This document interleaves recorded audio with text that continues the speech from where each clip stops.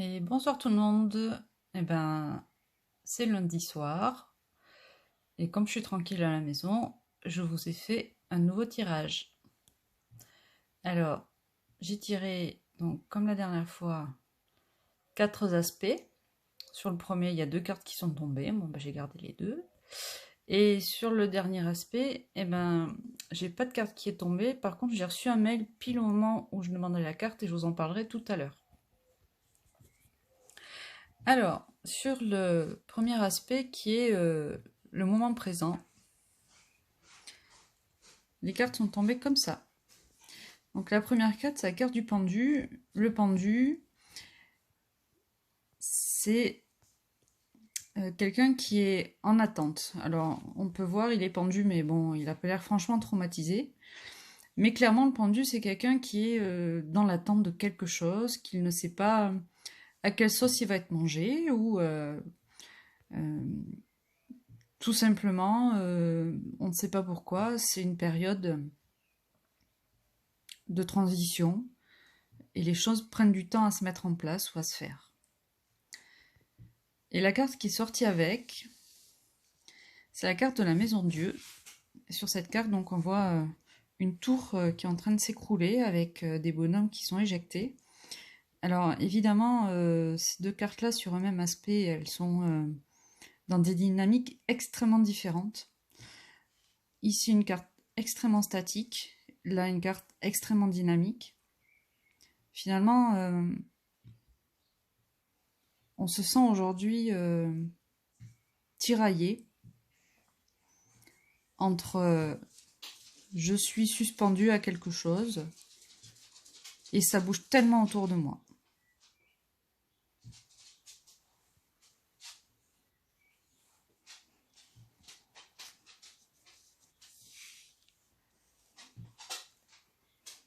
Effectivement, si je prends des temps de réflexion, c'est parce que je n'ai pas encore trop l'habitude, n'est-ce pas?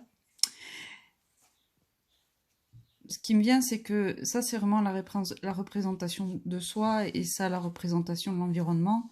Aujourd'hui, on se sent, ben voilà, on se sent coincé ou en attente, alors que autour de soi, c'est un peu la cacophonie. Il y a tout qui est en train de changer.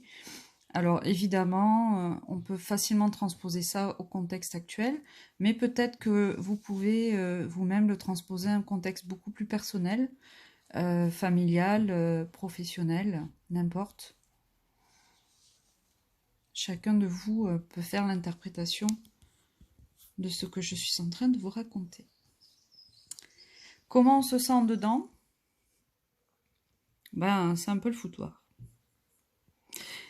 La roue de la fortune, c'est une carte qui est complexe aussi. On y voit un diable ici avec qui surplombe cette roue, alors bizarrement fichu, on comprend pas bien comment ça peut marcher, mais en tout cas, il surplombe cette roue avec ces bonhommes là qui sont finalement attachés et qui subissent un peu le mouvement. C'est une carte très forte, la roue de la fortune. Moi, ce que ça me fait dire, c'est à l'intérieur de soi, on se sent vraiment chamboulé, retourné, remis en question dans ses fondements, peut-être même dans ses valeurs, re-questionner sur ses attentes, ses choix.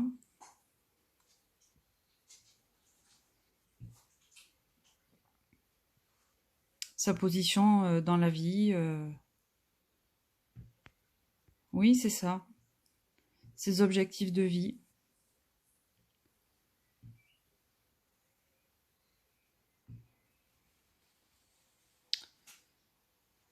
Évidemment, vu le contexte, ça s'y prête.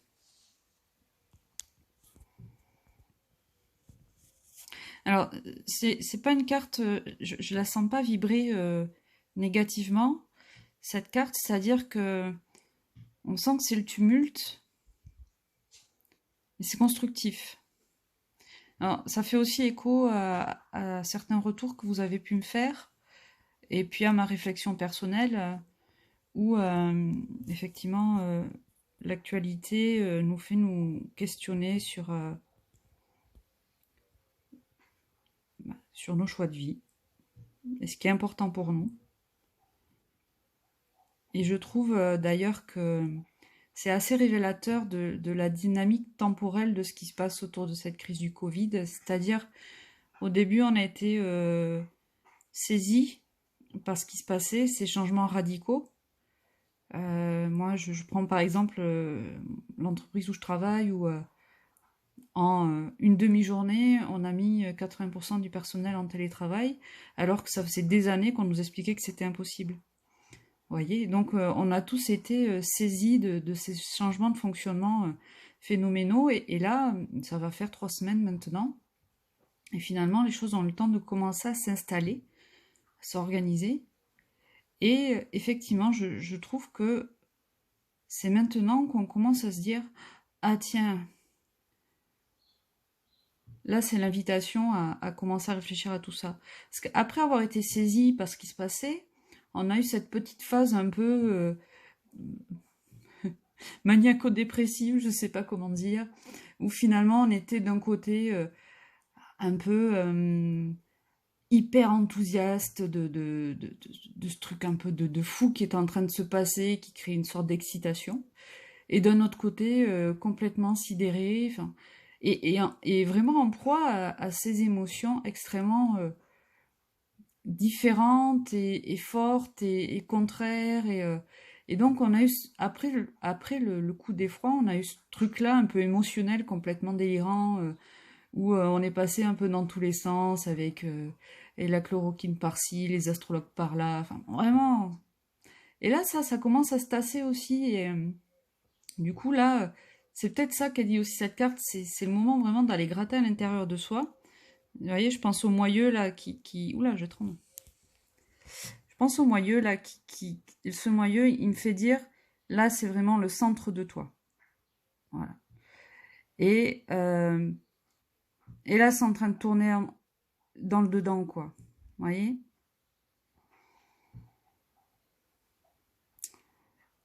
Je sais pas si je suis claire. Euh, En tout cas, il y a une forme d'introspection dans cette carte. En tout cas, là, tout de suite, au moment où je vous parle, c'est ce qui me vient. Et ce moyeu rouge, là, il me fait penser au cœur. Vous voyez, le centre de notre corps, et c'est en train de se mettre en branle, tout ça. Voilà.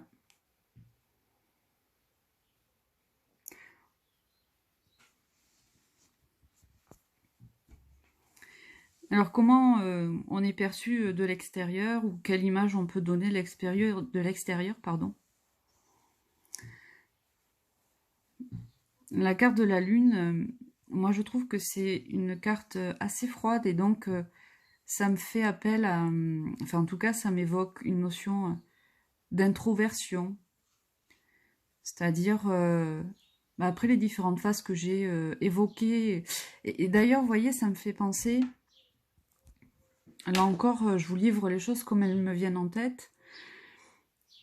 Moi, j'ai été très marquée sur ce début de crise par la profusion d'expressions sur les avis des uns ou des autres, sur tel et tel sujet, et le PQ, et les trucs rigolos, et les trucs moins rigolos, et les réseaux sociaux à fond, et la profusion d'emails et de réunions et de machin et tout ça. Et il y a une vraie profusion, je trouve, il y a eu une vraie profusion de communication. En même temps, ça c'est personnel, un vrai appauvrissement de notre communication aussi. Mais ça c'est très personnel. Et là aujourd'hui, cette carte, elle me fait dire que vous allez ralentir le rythme de la consommation, de communication.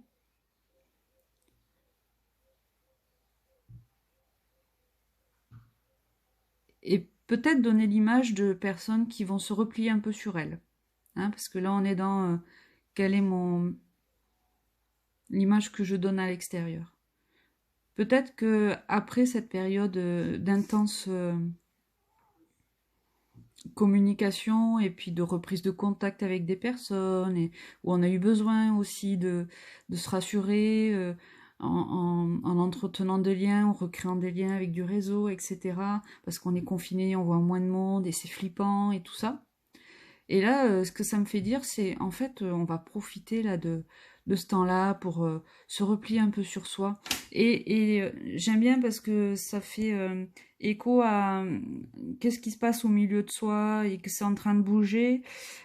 Et finalement, finalement, on va peut-être un peu se replier sur soi aussi pour permettre ça. Voilà. C'est la carte de la lune.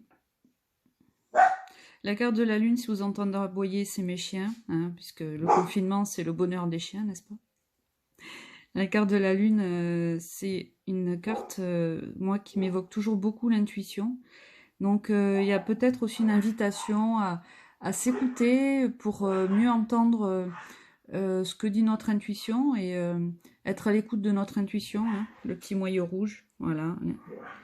Être à l'écoute de son âme, toujours le petit moyeu rouge, hein, vous savez, l'âme, si vous voulez contacter votre âme, concentrez-vous sur le centre de votre poitrine et ça peut vous causer.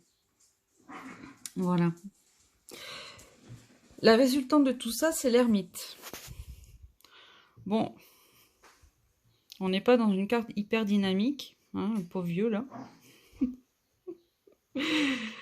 J'adore les cartes des tarots parce qu'elles ont toujours deux faces, des faces très positives et des faces qui peuvent moins nous faire vibrer, moins sexy.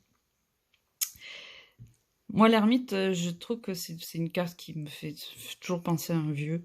Et donc, ça me fait pas triper, mais elle sort systématiquement dans tous mes tirages, les tirages que je fais pour moi. Donc, elle me fait réfléchir à force. Hein.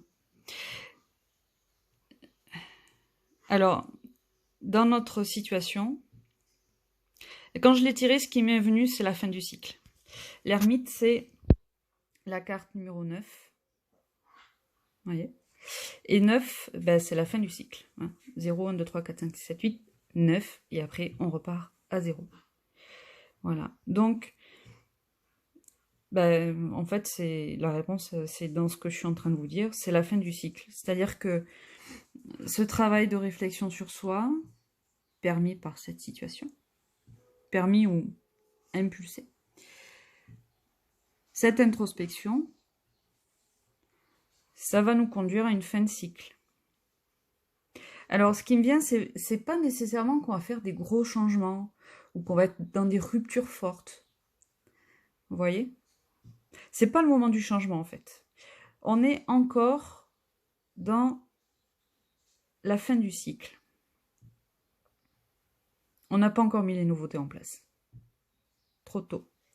L'ermite, il a ça aussi, c'est que dans sa lenteur, la lenteur, elle a un intérêt, et ça, vous ne l'entendez pas dire tous les jours, c'est qu'elle permet la construction. Et c'est quelqu'un qui est très construit, l'ermite. Vous voyez ? D'ailleurs, rien que pour s'habiller, il a dû mettre une palanquée de temps parce qu'il a tellement de couches sur lui, le pauvre, que... Donc c'est quelqu'un qui a la patience de la construction. Et donc là, on est encore dans la réflexion sur l'étape d'après. Et on va prendre ce temps-là. En tout cas, on nous dit, prenons ce temps-là. Il y a le temps. L'ermite donne le temps de faire ça. Prenez le temps. D'ailleurs, vous voyez, c'est marrant parce que là, on attend. Là, on prend le temps. Donc finalement, on nous dit, pour l'instant, t'es un peu en stand-by. Ça cogite dedans. Tu te replies un peu sur toi. Enfin, en tout cas, tu es dans ton introspection. Prends le temps de le faire. Voilà. Alors, je vais faire une petite réflexion à 2 balles. Ça veut dire qu'on va encore rester confiné quelques semaines. Bon, en fait, j'en sais rien. Quoique, on va savoir. Alors, du coup, ma dernière carte qui n'est pas sortie, je vous ai dit que j'avais reçu un mail. Effectivement, pendant que j'attendais cette carte, j'ai reçu un mail. Je me suis dit, tiens, en fait, je n'ai pas tiré de carte. J'ai regardé le sujet du mail et je vais considérer que c'est ma dernière carte. Et le mail que j'ai reçu, le titre du mail, c'est le sommet de la conscience. J'adore. J'adore. Ça, c'est du tirage moderne, n'est-ce pas? Parce que je l'ai reçu sur ma montre connectée. Bon, mais en fait, sommet de la conscience, ben voilà, c'est la carte qui, enfin en tout cas, c'est la notion qui vient chapeauter un peu tout ce tirage. Sommet de la conscience, ben, alors moi ça me semble logique vu ce que je viens de tout vous raconter, mais c'est vraiment l'invitation à la prise de conscience. Et quand on parle de sommet de la conscience, et pour aller au bout de la conscience des choses, eh ben, le bout du sommet, il est loin, il est haut, il est compliqué à gravir. Je te reparle de mon ermite. Vas-y, prends ton temps, fais les choses pas à pas, prends le temps de ta réflexion personnelle, prends le temps de ton introspection.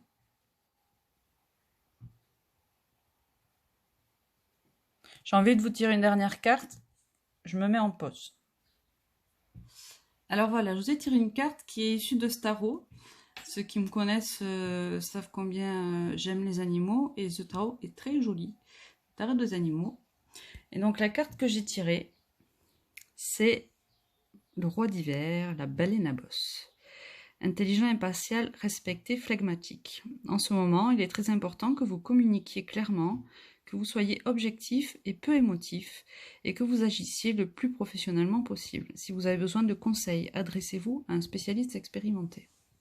J'ai rigolé quand j'ai tiré parce que, comme je fais du coaching, je me suis dit, tu fais chier, tu vas me faire ma pub. Donc ne croyez pas que c'est pour me faire ma pub que je vous ai sorti cette carte. Je vous assure que je l'ai tirée à tout hasard. Oula, belle. Je vais vous lire le petit livret parce que vous savez, après avec les tarots, il y a des petits livrets explicatifs de cartes et je trouve que le livret est assez explicite. Il dit en ce moment, il est très important que vous communiquiez avec clarté, essayez d'être aussi objectif et dénué d'émotion que vous le pouvez. Alors ça, moi je trouve que c'est cohérent avec ce qu'on a dit ici sur qu'est-ce que je veux vraiment au fond de moi. J'ai besoin de me replier un peu sur moi pour faire le point. Ce qu'on vous demande là, c'est pas de faire un travail. Effectivement, c'est de pas être dans l'émotionnel, dans vos réflexions. C'est d'être dans l'objectivité, dans l'honnêteté vis-à-vis de vous-même.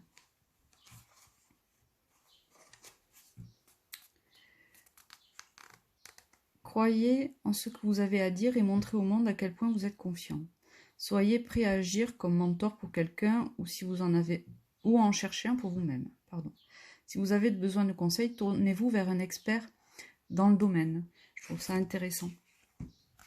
Hein, vous pouvez être dans des phases de réflexion qui nécessitent que vous preniez des avis. Alors ça peut être avec un ami ou avec un professionnel ou avec quelqu'un de la famille, n'importe. Quelqu'un avec qui vous savez que vous pouvez, en gros, vous pouvez débattre le bout de gras, quoi. C'est-à-dire que vous pouvez vraiment discuter de questions existentielles, de fond, sans qu'on soit tout de suite dans le pathos. Ah mais non, mais c'est pas possible, tu vas pas faire ça, tu vas changer ta vie. Ah mais arrête. Enfin, vous voyez ce que je veux dire, quoi. Voilà. La baleine, elle nous demande ça, elle nous demande de sortir de l'émotionnel dans notre analyse.